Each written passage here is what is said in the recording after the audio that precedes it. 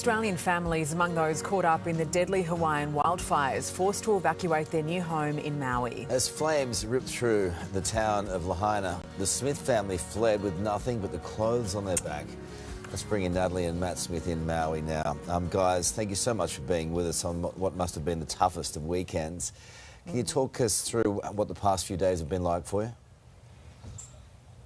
I mean, it's just been a roller coaster. It's been highs, lows. It's just been surreal.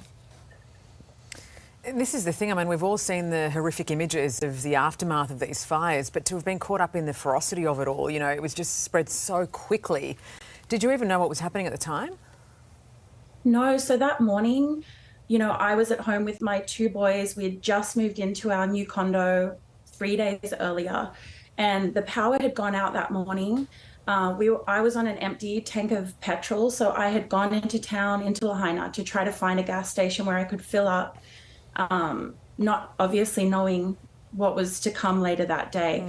Nothing was open, so I went home on that empty tank of petrol and just unpacked. We set up my boys' bedroom.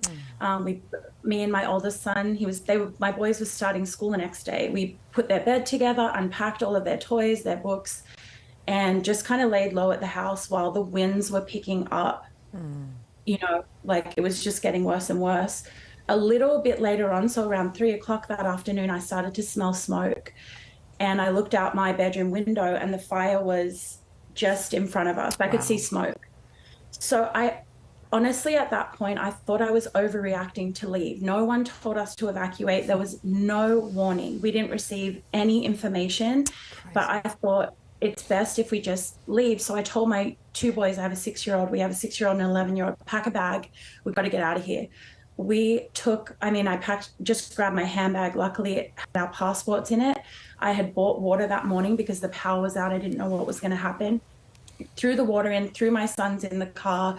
They grabbed their bags. My 6-year-old just put his school T-shirts in his bag, and my 11-year-old thankfully grabbed our laptops, and we left. But what happened next? I mean, my boys and I were stuck in traffic for close to an hour, and you might have seen some of the footage, like you just showed, the thick smoke, the orange air. There's debris flying everywhere, and we were trying to get out of Lahaina. We just live 2 blocks up from the main area of Lahaina, and it was just petrifying. The traffic wasn't moving. Power poles had been knocked down earlier in the day, so they were blocking the roads, and you know, the community was trying to evacuate. So luckily, after about 20 minutes, the oncoming traffic, there were people coming past me to go into Lahaina, and I was winding down my window just looking at them, wondering what they're doing, trying to talk to them. There were people running everywhere, down to the beach, away. It was absolute chaos. And I was trying to get a hold of my husband, who was just the other side of Front Street, because he had gas. I was so worried to be on an empty tank of petrol. And about 40 minutes later, we made it out of that smoky area, and we escaped to a friend's house where we stayed, me and the boys, for 2 days with no power, no service. We didn't really understand what had happened, and my husband was stuck on the other side of the island. So I was stuck at a vantage point, just watching the flames go down and consume the town. You didn't know it was I gonna couldn't move forward because flames were across the road, and I couldn't move back because it was there was just lined up everywhere. And I was forced to watch it go right in. That must have been the most heinous thing for you to watch and not know. I feel so helpless. We appreciate you being one of many, many stories coming out of there at the moment. Just awful for the people of Maui. Thank you. Well, the smoke has begun to clear on the island of Maui, unveiling a devastating picture. With at least 93 confirmed deaths, it's now the deadliest US wildfire in more than 100 years. I still can't believe that. Look at that. Yeah, the images are devastating. Just awful. Chelsea Davis from Hawaii News Now joins us live from Maui. Chelsea, how's it all going over there?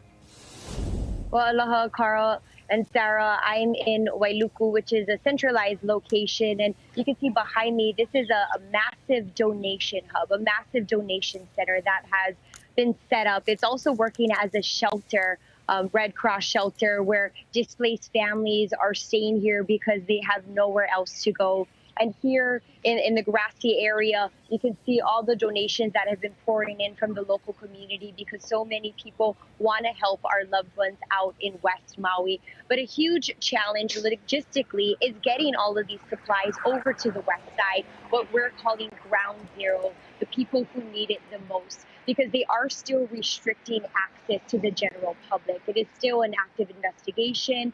Local, state, and federal officials are there on the ground, still searching for survivors and doing body recovery as well. So they want to preserve that historic town of Lahaina as much as possible. But what they are doing is they are allowing West Side residents, those who live on that side, to go into the West Side to check on family members and to grab whatever they need. Those who still have something left to get to their homes and get the necessities that they need. But still, we're still trying to work out logistically how to get all of these supplies to the west side of the island. Now, yesterday, I did do a media tour with local, state, and federal officials. They took us down to the west side. They guided the media on this tour down to a town called Puamana, where it was completely devastated. There's basically nothing left at that town. We went from home to vehicle, and everything is completely charred. There's nothing left. What I did notice when we went down there is there are a bunch of orange X's on all the cars, or most of the cars, and the homes as well. There's FEMA officials, federal government officials. We asked them what that means, and they said that local authorities have already swept through the area. They've already done a walk through the area to search for any survivors, to recover any human remains. And so that orange X that we're seeing everywhere, that indicates that it has been searched initially by local authorities.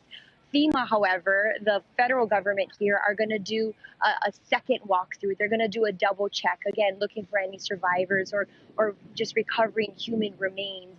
So that was shocking to see just how many of those there were. Of course, we went into that historic town of Lahaina, the front street, what we're calling ground zero, where the town and that street is completely wiped out, where it's a historic town. It was originally the capital of the kingdom of Hawaii here. So there's a lot of history, a lot of pride there. And of course, there's shops and visitors that like to go in and enjoy. And a lot of our family members and our people work down there.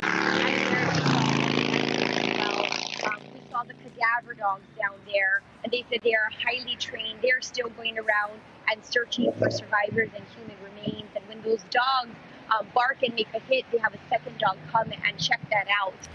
There's a huge banyan tree, if you've been seeing those photos as well, and that's kind of a staple in that historic town in Lahaina. There's arborists there trying to restore life to that tree that so many people care deeply about, but they said no promises. And our governor, Josh Green, did say this is the worst natural disaster in all of Hawaii, and possibly the worst fire in all of America when this is all over. Do you know what, Chelsea? It's incredibly difficult to report on something that is so close to home for you. You're doing a really incredible job under duress, and our hearts go out to you all there in Maui, Hawaii. Thank you so much. Hey there, Today fans. Sarah and... What's my name again? Oh my God, Carl. Hey, thanks for watching our YouTube channel, though. Subscribe now for more news, special reports, and amazing Aussie stories. And Carl misbehaving, Whoa, of course. That never happens. Always happens. What's she talking about?